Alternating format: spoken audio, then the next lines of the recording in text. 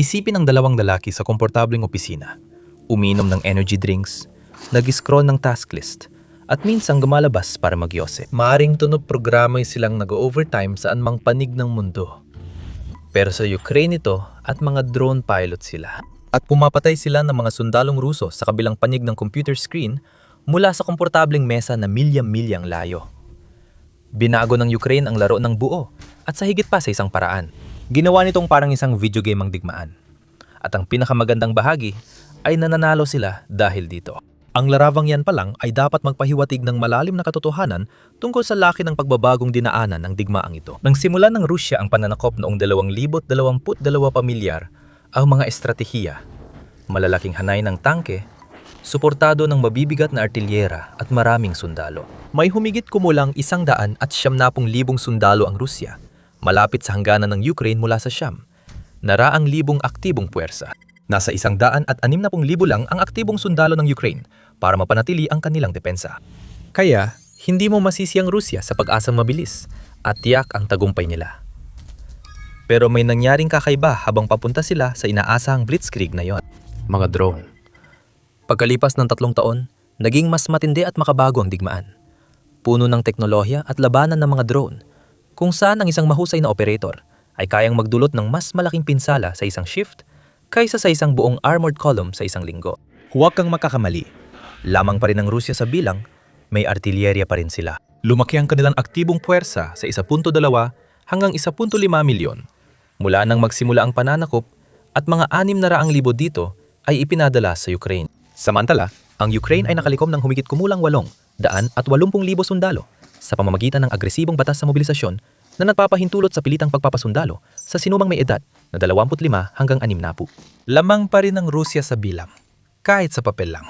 Sa sentro ng pagbabagong ito ay 2 teknolohiya, ang nabanggit na mga drone at ang satellite internet service na Starlink. Ang huli ay direktang tumutulong sa nauna para halos mawala ang kahinaan sa operasyon ng mga drone. Alam mo, ang mga tradisyonal na drone team ay kailangang manatili sa loob ng humigit kumulang 15 hanggang 20 milya mula sa kanilang mga target. Magtatayo sila ng pansamantalang bunker malapit sa unahan at gagamit ng camouflage para makaiwas sa artilyerya at drone strike ng Russia. Delikado at lantad ang trabahong yon, lalong naging mapanganib dahil kailangan din nilang magsagawa ng opensibang misyon, pagmamanman, reconnaissance at suportahan ng iba pang drone sa labanan. Habang ina-upgrade ng Russia ang mga drone nito, tulad ng fiber optic FPV drones na kayang lampasan ng signal jammers, lalong naging nakamamatay ang paghawak sa mga posisyon sa unahan. Ngunit ang unit na Nemesis, dating ika-412 hiwalay na rehimento ng mga sistemang walang tauhan, ay kabilang sa unang nagtanong ng isang simple pero revolusyonaryong tanong. Paano kung hindi na kailangang maging malapit man lang sa unahan ang mga piloto? Ang sagot ay Starlink. Sa pag-integrate ng satellite terminal sa drone at paglalagay ng antena sa ibabaw nito, nakakakonekta ang drone sa internet at nakokontrol mula saan mang lugar, basta may matatag na koneksyon. Gaya ng sinabi ng isa sa mga aktual na developer ng Nemesis drone, nang magkaroon ng malaking ideya na gamitin ng Starlink, nawala ang problema sa radio horizon. Nawala na ng saysay ang distansya ng operator at drone. Dahil sa mas malawak na saklaw, binago ng integrasyon sa Starlink ang modelo ng operasyon at pangtataya sa panganib at pakinaba ng Ukraine. Dapat manatiling malapit sa unahan ng ground crew para may lunsad, mapanatili ang drone o makapagkarga muli ng mga munisyon. Maaring nasa ibang bahagi ng bansa ang mga piloto. Pwedeng may operator sa Kyiv, sa komportableng opisina, may hawak na smoothie at nagpapabagsak ng 3 hanggang 4 na bala kada misyon. Ang isang tunay na sundalo na may tamang pagsasanay ay maaaring tawagin para muling lagyan ng bala ang aparato at tiyakin ng posisyon ng depensa ay nananatiling protektado at hindi nakikita. Ang ulat tungkol sa saklaw ay galing mismo sa mga reporter ng Kyiv Independent na nag-night shift kasamang 2 operator ng Nemesis sa isang ligtas na opisina sa Ukraine habang pinapanood silang magsagawa ng live combat mission mula sa 2 Dell monitor. Videographer si Oleg bago ang digmaan at inhinyero si Anton sa planta ng konkreto. Pareho silang nagboluntaryo noong 2022 at kalaunan ay nagsasagawa ng mga sortie sa loob ng teritoryong kontrolado ng Russia o nagtrabaho mula sa desk sa likod ng buffer zone na ligtas sa artilyerya. Bago talakayin ang nagawa ni Nemesis, mahalagang maintindihan muna kung paano gumagana ang mga makinang ito ngayon. Malaki ang agwat sa pagitan ng drone na naghulog ng bomba sa tangke at sa mismong teknolohiyang nagpapatakbo nito. Ang Nemesis drone at mga bagong modelo gaya ng Vampire at Kajan ay malalaking quadcopter o hexacopter na may 4 hanggang 8 rotor na sabay-sabay umiikot para buhatin ang mabigat na cargo. Ang Nemesis ay mahigit 3 talampakan ng lapad sa pagitan ng 4 na motor nito. Kung ikukumpara sa mga inangkop na komersyal na video drone na ginamit nung simula ng digmaan para magdala ng mga kamera sa kalaban, ang Nemesis ay isang tunay na ginawang strike platform na may mga espesipikasyong akma para dito. May bitbit na 25 libra ng pampasabog ang sasakyang panghimpapawid sa panlabas na suspension system sa ilalim ng frame. Simple lang ang mekanismo ng pagpapakawala. Strap na may locking ring para hawakan ang bawat pampasabog sa tamang lugar. Kapag pinagana ng operator, bumibitaw ang lock, nahuhulog ang singsing at bumabagsak ang pampasabog. Ang aktual na laman at paghahati ng mga pampasabog ay maaring hatiin sa 2 mas malalaking pampasabog para sa matitibay na target o hanggang 8 mas maliliit na pampasabog para sa magagaan na sasakyan at mga tao. May ilang configuration na may anti-tank na mina, kaya kayang maglagay ng pampasabog ang drone sa mga kalsada o daraanan mula sa malayo at bumalik sa base. Ang mga anti-tank na mina ay epektibong pampasabog na iniuhulog mula sa ere, kayang wasakin ng mga lumang tangke na madalas gamitin ng Russia nitong mga nakaraang taon. Nakakagulat din ang bilis ng drone na umaabot sa pagitan ng 40 at 50 milya bawat oras, depende sa bigat ng kargamento. Tulad ng inaasahan mo, mas mabigat na karga ay nangangahulugan ng mas mababang bilis, saklaw at liksi. Kaya kailangang balansehin ng pamunuan ng operasyon ang pagiging nakamamatay at pagiging mabilis. Ang pag-navigate ng drone ay gamit ang GPS at satellite link systems, kung saan ang Starlink integration ang pangunahing komunikasyon. Gumagamit sila ng high bandwidth COFDM radio link na nakakonekta sa mobile Starlink ground station o sa mother drone na lumilipad sa mataas na altitude malapit doon. Pero ang pinaka-importanting gamit sa kit ng operator ay ang thermal camera. Kadalasan, gabi ginagawa ang mga misyon dahil mas kitang heat signature gamit ang thermal imaging sa dilim kumpara sa malamig na paligid. Parang nanonood ang operator ng labanan gamit ang itim-puting thermal imagery, kung saan mainit na makina o tao ay puti at malamig na bukirin ay kulay abo. Ang pagtukoy ng armored sasakyan, command post o grupong sundalong nagtatago ay kailangan ng sanay na matang mabilis, umintindi at kumilos agad. Kaya intensibo ang training ng mga operator. Nilinaw ng Ministry of Defense ng Ukraine ang mga kailangan para magpatakbo ng mga platapormang ito. Sumasailalim ang mga trainees sa matinding ehersisyo. Gamit ang thermal at night vision optics, tinutukoy ang mga nakakamuflage na target at nakatagong posisyon sa makatotohanang labanan. Ang ground crew ay kailangang sanayin sa paghawak ng pampasabog mula simula, dahil lagi silang nagkakabit ng mga aktual na munisyon sa maliliit at aktibong sasakyang panghimpapawid na dapat ligtas hanggang sa paglipad. Bagamat akma ang mga sundalo bilang ground crew, nag-recruit ang Ukraine ng mga talentadong operator mula sa hindi inaasahang grupo.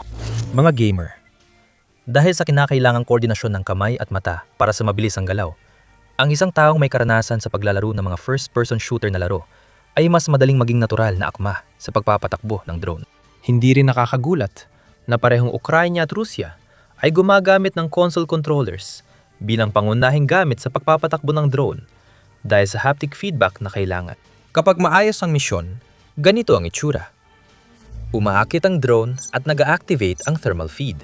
Isang navigator ang tumutukoy sa target na koordinada mula sa Intel package. Inilalagay ng operator ang drone sa tamang taas at kinukwenta ang drop ballistics base sa altitude, bilis at hangin. Pagkatapos, ang pag-atake ay simpleng pagpapakawala ng gatilyo ng isa sa mga pampasabog sa tamang oras. Bumabagsak ang pampasabog, lumilipad palayo ang drone, at kinukumpirma ng drone na iyon o kahit ng hiwalay na drone sa feed ang tama bago muling pumesto para sa susunod na misyon. Ang buong proseso mula sa paglulunsad hanggang sa kumpirmadong pag-atake ay maaaring mangyari sa loob ng wala pang 1 oras. Kapag ang mga piloto ay nagtatrabaho buong gabi mula sa ligtas na opisina na daan-daang milya ang layo, pwede itong mangyari ng maraming beses bawat shift, kahit magpalit pa ng ground crew at walang operator na lalapit. Iyan ang bagong ritmo ng digmaang ito. Hindi na takbuhan sa trinsera o hanay ng tangke, kundi night shift missions na nasa screen at ginagawa ng operator gamit ang joystick, ligtas sa artilyerya ng kalaban. Lampas sa kahangahangang misyon ang implikasyon ng kakayahang yan. Isipin ang ibig nitong sabihin para sa pangunahing estratehikong kalamangan ng Rusya. Sa nakalipas na 3 taon, epektibong sandata ng Moscow ang kahandaang magsakripisyo ng buhay. Nagpatupad ang Rusya ng mga tinatawag na pag-atakeng alun ng tao, kung saan ang maramihang pagsugod ng mga sundalo ay dinisenyo upang lamangan ang mga depensibong posisyon ng Ukraine sa pamamagitan ng dami ng tao. Tinatanggap ang napakalaking kaswalti para lang umusad ng kaunti. Epektibo ang estratehiyang ito dahil may sapat na populasyon ang Rusya para mapanatili ito na wala ang Ukraine. Kung nais mong malaman ang mga taktika ng Rusya at dahilan ng pagkabigo nila, mag-subscribe sa The Military Show. May 12-12 ng video kami tungkol dyan na may mahahalagang estadistika at dahilan kung bakit dapat sisihin ang ekonomiya at politika ng Rusya. Kung magawa ng Ukraine na magpalipad ng buong fleet ng remote drone, mawawala sa Rusya ang isa sa kanilang pangunahing sandata sa pananakot. Hindi mo kayang maubos ang isang unit ng drone sa artilyerya at hindi mo rin matatakot ang mga pilotong wala sa abot ng artilyerya. Malaki ang pagbabago sa panganib sa tao. Ipinakita na ito ng 412 Nemesis Regiment sa malakihang paraan. Formal na itinatag ang unit noong Disyembre 2023 at binigyan ng isang tiyak na misyon. Wasakin ang mga sistemang panlaban sa himpapawid, guluhin ang mga rutang supply, at sirain ang artillery ng Russia. Sa ubod nito, pagwasak ito sa mahahalagang target sa malalim na likuran, kaya kinailangang umabot sa likod ng mga linya ng Russia at tamaan ang mga bagay na inakala nitong ligtas. Sa unang bahagi ng 2025, nakapagsagawa ang unit ng mahigit 10,000 combat sorties na nagresulta sa mahigit 1,000 kumpirmadong pagkawasak ng mga target at pinsala sa mahigit 5,500 pangiba. Mahigit 2,000 mina ang nailagay ng malayuan gamit lamang ang mga drone. Noong Enero 2025 lamang, sinabi ng rehimento na mahigit 100 piraso ng kagamitan ang kanilang nawasak. Sa mas malawak na saklaw, iniulat nito na mahigit 1,000 kumpirmadong target ang nawasak sa unang 10,000 sorties nito, na nagpapakita ng laki at tuloy-tuloy na operasyon nito sa paglipas ng panahon. Ang artilyerya ang sentrong focus ng rehimento. Makikita ito sa mga numero. Mula simula ng 2,024 tinamaan ng ika-400 at 12 Nemesis Regiment ang 2,500 Russian howitzers at mga kanyon. Iyan ay isang tuloy-tuloy at sistematikong kampanya laban sa pangunahing kakayahan ng Russia sa hindi direktang pagpapaputok at sa mismong sistemang sandata na dumudurog sa mga depensibong posisyon ng Ukraine sa loob ng 3 taon. Pinakabinibigyang pansin ang mga tinamaang depensa sa himpapawid ng Russia na ginagamit para protektahan ang kanilang puwersa laban sa eroplano at misail ng Ukraine. Noong Agosto 2025 lamang, winasak ni Nemesis ang 2 Tor anti-aircraft missile system, isang Buk launcher at ang radar nito. Tinatayang nalugi ang Russia ng 80 hanggang $70 milyong nung buwang iyon ng operasyon. Patuloy na naghahanap ang rehimento ng paraan para tuluyang alisin ang banta ng Russia. Noong unang bahagi ng 2025, winasak ni Nemesis ang 60 Russian Shahid at Gerbera attack drones gamit ang sarili nilang mga experimental na interceptor drone na nagkakahalaga ng $1,000 bawat isa. Sa madaling salita, mga drone ang naghahabol sa kapwa.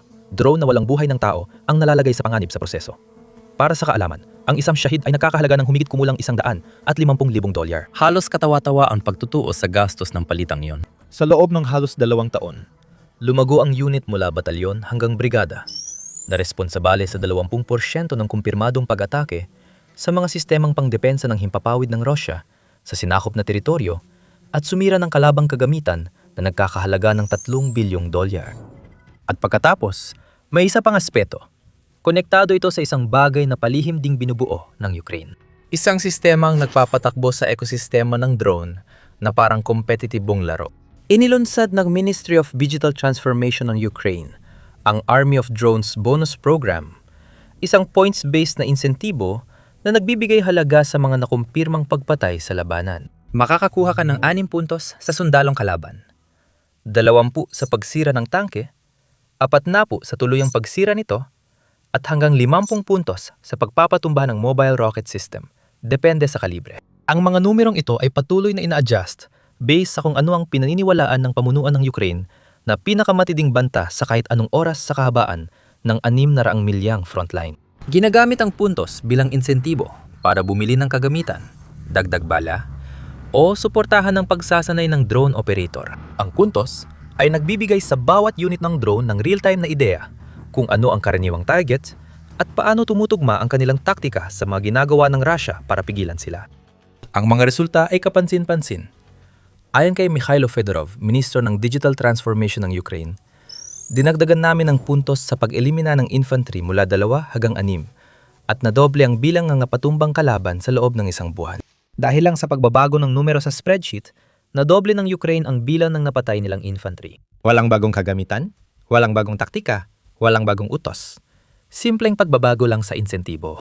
Ginagamit ang mga puntos sa digital marketplace ng Ukraine na Brave One na inilarawan ng mga opisyal na parang Amazon para sa militar. Ang isang nangungunang squad tulad ng Magyar's Birds ay nayulat na nakalikom ng mahigit 16,000 puntos, sapat para makabili ng daan-daang FPV drones at 12-12 ng mas mabibigat na bombers. Lahat ay pinipili mismo ng mga operator base sa kung ano ang epektibo sa kanilang partikular na sektor. Mahalaga ito sa modelo ng malayo ang pakikidigmang pinapagana ng Starlink, hindi lang dahil sa puntos, kundi sa ipinapakita at ginagantimpalaan ng sistema. Kailangan ng video dokumentasyon sa bawat kumpirmadong pagpatay para makakuha ng puntos. Kasabay nito, binubuo ng Ukraine ang pinakakomprehensibong database ng mga operasyon ng drone sa labanan na nabuo kailanman. Ang prosesong ito ng dokumentasyon ay natural, na naglalabas ng pinakamahusay na operator sa puwersa. Nasusukat ang galing at lumilitaw ang talento. At ang magagaling na piloto, kaya magpalipad ng bomber na may thermal imaging sa ibabaw ng okupadong teritoryo ng 2:00 ng madaling araw. At laging tumatama sa basement door sa una o pangalawang pasada. Maaring makilala, mapalago, at mabigyan ng mas magandang kagamitan. Kapag ipinares yan sa remote operating model, may makapangyari ang resultang mabubuo. Hindi kailangang lumapit sa harapan ng mga operator na may pinakamataas na puntos. Maaring magtrabaho sila mula sa ligtas na lugar, magpalipat-lipat sa maraming ground crew na nakaestasyon sa iba't ibang sektor, mag-respond sa bagong drone habang nagcha-charge ang isa pa, at magsagawa ng sunod-sunod na misyon na hindi pumapasok sa kill zone. Ang point system ang tinutukoy ang pinakamahusay na mga piloto. Starlink integration ang nagsisiguro na buhay sila para makapuntos pa rin. Pero hindi gagana ang mga ito kung walang tao sa lupa. Ang ground crew ang naghahanda ng drone, humahawak ng mga munisyon at namamahala sa launch site. Bumaba man ang panganib nila dahil sa remote na setup, nandun pa rin sila. At ang husay nila ang lumilika ng mga kondisyong operasyonal na nagpapagana sa lahat ng iba pa. Ang galing ng remote pilot ay nakadepende rin sa forward team, nag-aalaga sa sasakyang panghimpapawid at humahawak sa pwestong yon. Hindi nawawala ang silbi ng mga sundalo sa unahan kahit may drone. Sila ang nagsisilbing mga anchor point kung saan umiikot ang mga remote na operasyon. Kung matibay ang depensa ng puwersa sa lupa, nabubuo nila ang matatag na forward launch nodes para magamit ng mga remote pilot ng salitan. Habang ang mga node na yon ay sumusulong paabante o habang ang mga puwersa sa lupa ay humahawak ng teritoryong maaring pagagawan, lumalawak din ang saklaw ng mga remote drone operation. Feedback loop ito sa pagitan ng tradisyonal na pakikidigma at remote strike na parehong nagpapalakas sa isa't isa.